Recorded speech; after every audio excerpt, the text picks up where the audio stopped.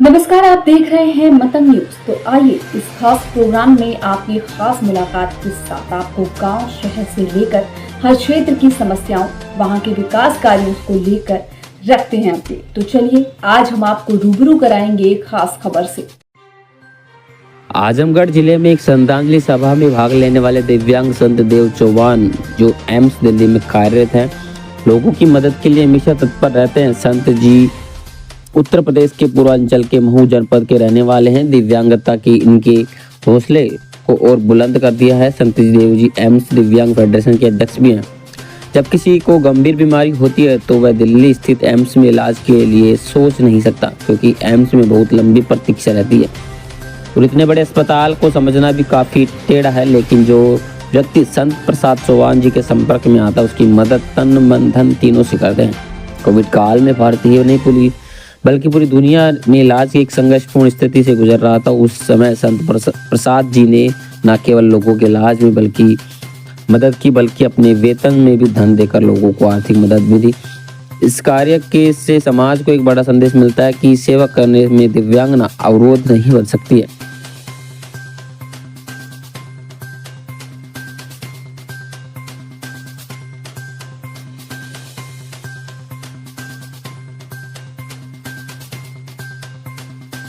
मैं संत देव चौहान ग्राम बहादुरपुर कोटदोरी घाट जिला मऊ का रहने वाला हूँ। इसमें वर्तमान में मैं एम्स नई दिल्ली में कार्यरत हूँ।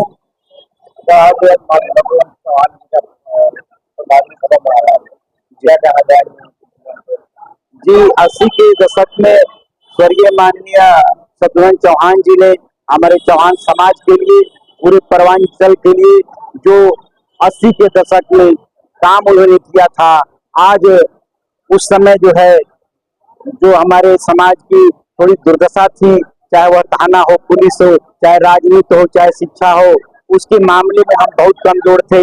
माननीय जी सतवंत चौहान जी आजमगढ़ के बलरामपुर गांव से पैदा होकर के अपनी युवा अवस्था में ही समाज के बारे में चिंतन और मंथन करने लगे। यह समाज के लिए बहुत गौरव की बात है, जिसे आज समाज बहुत गौरवान्वित महसूस कर रहा है। इस समाज को उन्होंने आगे बढ़ाया और समाज उनको नहीं पहचाना, अब उनको याद करेंगे। जहाँ तक समाज की बात रही, आज आप देख रहे हैं पूरे पूर्वांचल से मानिंद लोग जो समाज के एक बेड का काम कर रहे हैं, उनके बताए हुए रास्ते पे काम कर रहे हैं, उनसे सीखा है। जैसे मैं हूँ, मुझे अच्छी तरह याद है, मैं 4th क्लास में पढ़ता था, तो जब माननीय सतवंत चौहान जी उधर जाते थे तो कहते थे, बेटा तुम क्या करते हो? मैंने कहा साहब अभी तो मैं 4th क्लास में पढ़ता हूँ, क्योंकि मैं पैर से दिव्यांग हूँ। इसलिए उन्होंने कहा कि अगर आपको आगे बढ़ना है तो सबसे बड़ी कुंजी है वह शिक्षा की कुंजी है, आप पढ़ाई करो। तो इस तरह के काम माननीय जी ने किया। हम उनके बताए हुए रास्ते पे चल करके आज एम्स दिल्ली में कर्मचारियों का मैं प्रेसिडेंट हूँ। इसलिए मैं कह सकता हूँ कि पूरे पूर्वांचल में जो अलग जगाने का काम किया, लोग समझ रहे हैं।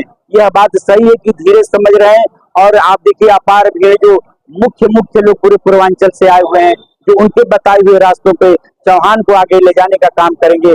यह आज हम प्रतिज्ञा और शपथ लेने का काम करेंगे। चौहान समाज से क्या अपील करना चाहते हैं? मैं चौहान समाज से अपील करना चाहता हूँ कि स्वर्गीय सतवंत चौहान जी के जो बताए हुए रास्ते थे, जो अधूरे कार्य रह गए हैं, आज एक प्रण लेकर के जाएं, और जो लोग आए हैं उनकी जिस बताए हुए रास्ते पे चलते थे, वह जा करके गांव में बताए कि माननीय जी जो चाहते थे कि शिक्षा से, चाहे राजनीति से, और चाहे बिजनेस से, दुकान से, ये सारा काम करेंगे, तभी हमारी बेटी बहनों को आगे बढ़ाने का काम करेंगे, उनको पढ़ाने का काम करेंगे। तो यह पॉलिटिकल चाहे आपको हकदारी मिल जाएगी, DM SP बनेंगे तो समाज के लोगों को फायदा मिलेगा।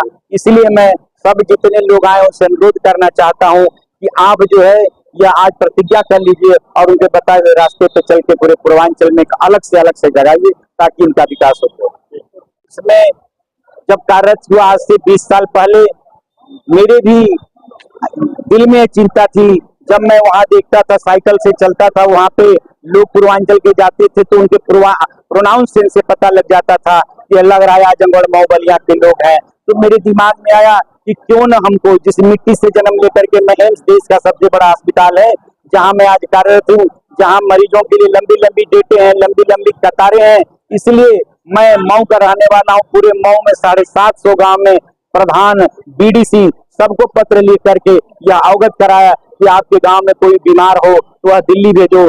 इसलिए तब से निरंतर तौर से लोग हमसे कंसल्ट करके लाभ ले रहे हैं। और फिर मैंने सोचा कि मैं अकेले तो कर ही रहा हूँ, अभी करीब हमने अपने पूर्वांचल के चौहान समाज में ज्यादातर करीब 300 लोगों की नियुक्ति किया।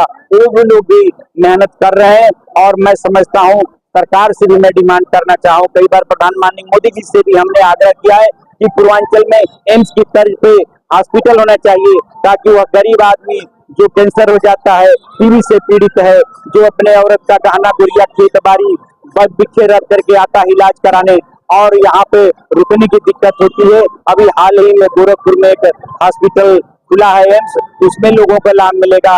एक दर्दनाक आपको बात और बताना चाहता हूँ, हमारे जिले में कोई भी हमारे जिले के कोई चौहान जाता है इलाज कराने, अगर उसकी गलती से देहांत हो गया, मृत्यु हो गई, उसको पार्थिव शरीर को ले जाने का पैसा नहीं होता है। इसलिए मैं वो पार्थिव शरीर अपनी सैलरी से अब तक 100 पार्थिव शरीर को भिजवाने का काम किया है। करीब एक पार्थिव शरीर में 30 रुपया का खर्च आता है। यह निरंतर जारी है। इसलिए मेरे को बड़ी पीड़ा होती, कष्ट होती है, चाहे वह मुख्यमंत्री हो चाहे प्रधानमंत्री है। तमाम तरह की कई बार हमने अनुरोध किया है कि पूर्वांचल में स्वास्थ्य की समस्या है, इसलिए एम्स में जो पूरे चाहे वह एम्स दिल्ली हो, उनके प्रोफेसरों का ट्रांसफर पोस्टिंग यहाँ इनमें एम्स में हो, ताकि लोग अपना इलाज समुचित तरीके से करा सकें।